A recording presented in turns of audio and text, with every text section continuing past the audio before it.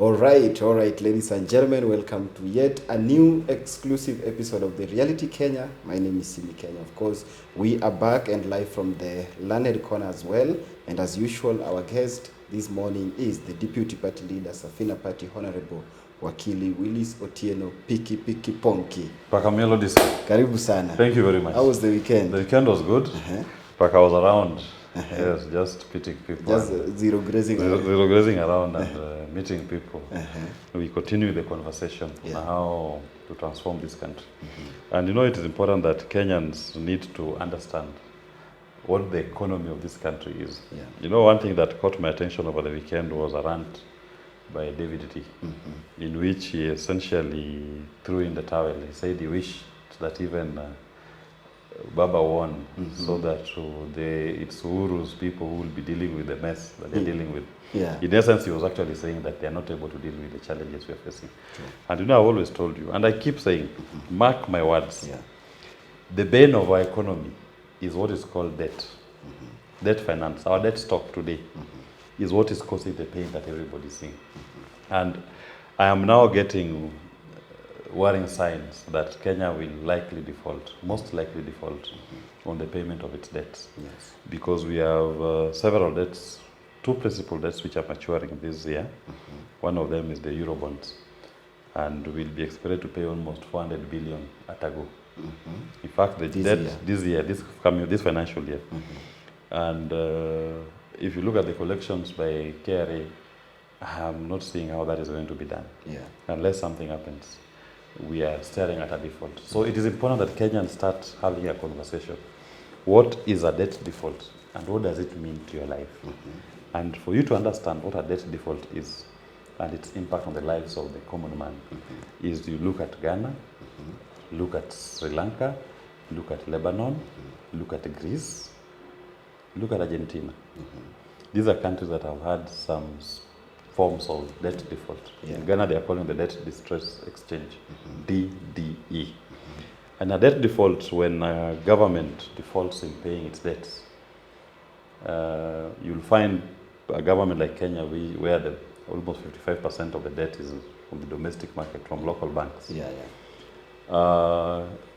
You fail to pay the banks, so the banks will face imminent collapse. So to stave off a bank collapse, or a bank run, the government does what is called a haircut. And a haircut in essence means that any account that is in the bank, you go and chop it off. And for example, in Ghana, they chopped it off by the government bonds, those who are holding government bonds. It was shaved by 30%. Of what you have in the bank. What you have in the bank is taken by 30%. Then last week, the Minister of Finance went back to the market, told them we want to take another haircut of 20%. So that's 50%. That's 50%. And you even told that the redemption period, what if your money was due this year, that amount was due this year, no, come back after 3 years. And the interest rate was how much? 15%? No, we'll pay you interest rate of 3%, 5%. If you hold money in a foreign account in Kenya, a foreign currency account, you have a US dollar account in Kenya, they automatically convert it to Kenya shillings. And the exchange rate, they're the ones who determine. And it's also subjected to a haircut. So a debt default comes with it serious pain. First, as the sovereign, because the people are the sovereign. This is when we say that the people are the sovereign in the republic. As the sovereign, they are called upon to save their bankrupt government. So that is why the haircuts take place. You have money in your M-Pesa account, it is shaved by 30%. You have 10,000, it becomes 7,000. Because you are now the sovereign, your money is being taken to pay back the government that is now broke. Okay? So that is at first level. You take what you call immediate and personal responsibility as a people. And even if you had 10 bank accounts, they do 18 in all the bank accounts. It's not about that if an individual, that Willis has 10, he has already paid in this. No, it is done on the account. So wherever there's money, they do the haircut. The second thing is that with the default, there's inflation. Right? In Ghana, they had an inflation of almost 50%. with their measure that they took, the haircuts and all that, they tried reducing it. Yeah. When we talk about inflation in common parlance, is that the prices of goods and services goes up exponentially. Yeah. Your currency start losing value. Because remember, money is a sovereign promise. So that the government, with the backing of its people, has told you this thing is valued at 1,000. Yeah. So based on your balance of trade nationally, you believe it is worth 1,000, and even you can use it to buy an item. So you can value your items based on the promise they've given you. Yeah. Now, if that government has defaulted, right? Yeah. What can it tell you about the value of its money? How serious do you take its currency? Not serious at all. Not serious at all. It's losing value. Yeah. Right? So a loaf of bread, you'll be surprised, can even be 3,000 Kenya shillings in a very short time. That's when you talk about inflation, because the value of your currency starts reducing. Depreciating completely. And yet the price of goods, so that it becomes very impossible. I mean, the price of goods go very high. You are not able to attain it. That is when you see some countries, people walk around in wheelbarrows pushing money. That is what inflation does to an economy. Right? That you may think you have a lot of money, but there is no money. That money is valueless. That is not what the paper is printed on.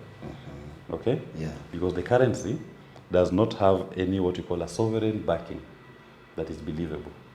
So prices of goods go high. People are not able to afford. You start missing basic commodities. Importing fuel becomes a problem. Accessing certain imports that you are used to having, cooking oil, becomes a problem. Yeah. So whatever you're using in your household that is imported, because when you go out in the market, you import things based on the US dollar. Yeah. So the spiraling cost, US dollar, the shilling to the dollar exchange rate, I told you last time, is going to hit almost 250 very soon. Yeah.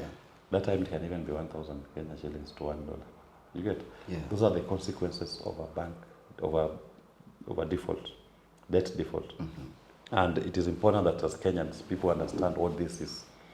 And life will not be the same as it is today. Yeah. And no one should say you're a prophet of doom. I'm not a prophet of doom. Even Elijah in the Bible wasn't a prophet of doom. Yeah. Elijah just said what God told him to say. Me, I'm not saying God has told me these things. I have just read the signs. Yeah. God has just taught me to read and write. And He has directed me to Ghana, He has directed me to Sri Lanka, He has taken me to Lebanon, He's taken me to Argentina, to see and understand what it means when a country defaults on its debt. Yeah. It is paying. And the sooner Kenyans have this conversation and start interrogating, what can we do to forestall this imminent debt default? Yeah. Then It's coming. It's coming. It's there, right? You know, when my party leader, Jimmy Wanjigi, for the first time raised this issue of debt, it was in July. Yeah. In fact, we went to Serena and he had done a forensic audit of our public debt. And you know, he had to pay the media to air it. Yeah. He actually bought advertised space in the media Yeah. to tell Kenyans, please, this is a big problem in the country, this debt thing. He had to pay. Right now, Kenyans are feeling the pain. Yeah. By themselves. They're wondering, where is this coming from? When you were saying it last year, people thought you were just being politicking, or we are just dramatic. We are prophets of doom, we don't understand. But it was the real thing even before the elections. And we made sure we did that before the elections. Yeah. So that anybody who was aspiring to get into office ought to have known the nature of government they are going to inherit. What were the problems? As we are taking our time to study and understand the problems of the country, and we knew the problem is the economy, and that economic problem will only be addressed when you start by looking at the largest revenue outflow of your budget, and that is debt finance. It takes between 70 to 80%, depending on the month, of your revenue goes to debt finance. Yeah. Right? And we are saying this debt stock, the way it is, it's unimitable to think that you can run a government if you are paying almost 70% of your revenue or what you're earning to debt. It's not possible. So we did a forensic audit, and that forensic audit has even shown us where the problem is. So it is important Kenyans now know where we are heading to. Yeah. And Kenyans need to start planning with their lives. You know, a debt default, there is no Kenyan who has lived through a debt default. Yeah. Ever since. No one has experienced. Yeah. Right? You can only learn it from other countries. Yeah. And you cannot, for example, even address the debt default by saying you are going to print your more money. Yeah, see, they can print money so that we have more money. You just print money. Money is not a piece of paper. I told you money is a sovereign promise.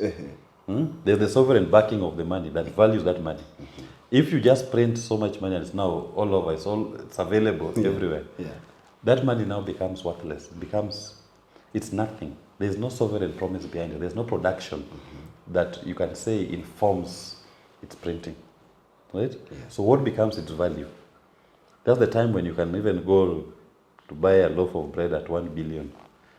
You have the money. You have 1 billion. It's a piece of paper printed called 1 billion. But what's the value of that 1 billion? Can't even buy you a matchbox. Yes. Right? 1 billion. Yeah. So you just want to write that it's 1 billion, but what is the value of it? There's no sovereign promise behind it. So printing money is never a solution to anything. Because money is not just about Kenya government saying that, okay, we go and print this much money and we distribute it in the market. Yes. There's a way in which money works. Money is not the piece of paper. Finally, the currency is not the piece of paper that you see you give out as the 20,000. No, it's not that piece of paper. No. Currency is how your economy is valued. Money, or the printed paper, is just the promise. The promise by the sovereign that this is valued in our economy at 1,000. So you work with that piece of paper. And you say this is valued at 1,000, you can now take it. That is why you can go, for example, to a country like, you go to Malta with Kenya shillings, even 100 million Kenya, you give a Maltese. They look at you like, what nonsense is this? Nonsense. It will not help. It will not help them. You understand? Yes. Because in terms of trade, where will you even take that money? He has to come to Kenya. You see, G2G, they are struggling here in Saudi Arabia, where there are even many Kenyans. They can't take Kenya shillings Saudi Arabia and buy fuel, oil. They look at those things, to them, what is this? It's just a piece of paper. Just a piece of paper. Yeah. So money is not just a question of printing at you. Now we have many written here. We don't lack printers. If that were the case, then anybody could be printing money in their own homes. No. Money has a connotation. There's a value that is attached to money. It is that value that the piece of paper represents. Once you've defaulted, you've lost that value. So that whatever you print as a promise itself is nothing. Would you believe a bankrupt if a bankrupt told you, give me a loan of 1 million, I will pay you, and someone has been declared bankrupt? Bankrupt, no. He has no home, he has no clothes. He has nothing. Yes, and he's telling you, give me 1 million. Yes. Next week I will pay you. I'll pay you back plus interest. And he has been declared. He's been declared bankrupt, unable to pay his debt. It's not possible. So also with a debt default, when a government defaults in paying its debt, that's a bankrupt government. Right? Who believes whatever it says? No. Who trusts it? Is now bereft of stature internationally. So even signing commitments becomes a problem. Nobody will want to put money in an economy that has collapsed, that the government has failed, has declared a default, or has been forced into a default. Right? You start seeing foreign investments that were meant to come here fleeing. People start taking their money out of the economy. So it can be total chaos. Right? That is why it is important that Kenyans now, the conversation that should be occupying our public space, in my view, is this debt debate. Because all our economic problems emanate from debt. All the solutions to economic problems will only come when we touch the debt question. Without touching the debt question, and I assure you, Kenya Kwanza can do whatever they want to do. William Ruto can travel to all the 259 countries in the world. They can write all the economic papers they can write. But without dealing with the debt question, all that will come a cropper. You can attend all international conferences. You can host as many visitors as you want. You can do all the things that you think a government can do. But if you don't deal with the debt question, I tell Kenyans, just know you're wasting time. And you will be here. This country will not move forward before we deal with the debt question. Failure to deal with the debt question, the consequences are going to be dire. And Kenyans will feel the pain in a way that they've never felt before. None of us has ever lived through a debt default. We can only hear from people who have done in other countries like Ghana, Sri Lanka, Lebanon. In Lebanon, people even used to go to the banks carrying guns. The banking system has now collapsed in Lebanon. They have closed the doors. Because you are told you cannot even access your money in account. They go with guns. You have 100 million shillings in your account and you're told you cannot access it. Yeah. You hear the bank has opened to give one person some money and you go there with a machine gun. Give me back my money. Yes. Yes, the banking system has shut down for now 2 years. Just imagine. Yeah. So it is important that we must be responsible citizens and we must be responsible leaders. That let us not turn a blind eye to the elephant in the room. Yeah. The elephant in the room today is that question of debt. The rest we are just trying to second guess. Yeah. Nobody is telling you why the shilling is losing value. Largely it's because of the debt. Right? Your debt stock is largely in dollars. You are paying for the debt in dollars. Yeah. So you are mopping shillings and buying dollars. So the demand for dollar is going up. Right? Then you are becoming a net importer of goods and services. You need now more dollars to import goods and services. Yeah. Right? So your shilling is losing value every day. How far are we from this crisis? If we get to June before hitting this crisis, I'll June be next shocked. year. I'll be shocked if we get to June. I'll say maybe God has saved us. Yes. It's now between us and God. If we get to June next year, based on my own estimations. Yeah. If we get through June, I'll say that one is a miracle. It will take a miracle for us to pass June. But as it is, the crisis is right here. And the sooner we start talking about it and proffering solutions, the better. Anything short of that, waste of time. Wow. Talk to Team Kenyans who are what? Team Piki Piki Ponki. Team Piki Piki Ponki. They're growing each and every They are day. growing. You know, that one is going to be the team that will take over Yes. the running of this country. Exactly. And my Team Ponki supporters. Yes. No, we believe in a new formation. Yeah. And I thank my team members for the energy. Yeah. The energy and commitment that they show us on social media. Yeah. And they are strong and they are committed. Yeah. And I love the zeal. Wow. So Team Ponki, we keep it up. Thank you so much. Thank you. Good day and blessed week. Each and every person who has been watching, thank you so much. This is The Reality Kenya. Keep sharing with your friends, share with everyone. Until next time, may God bless you. Bye-bye.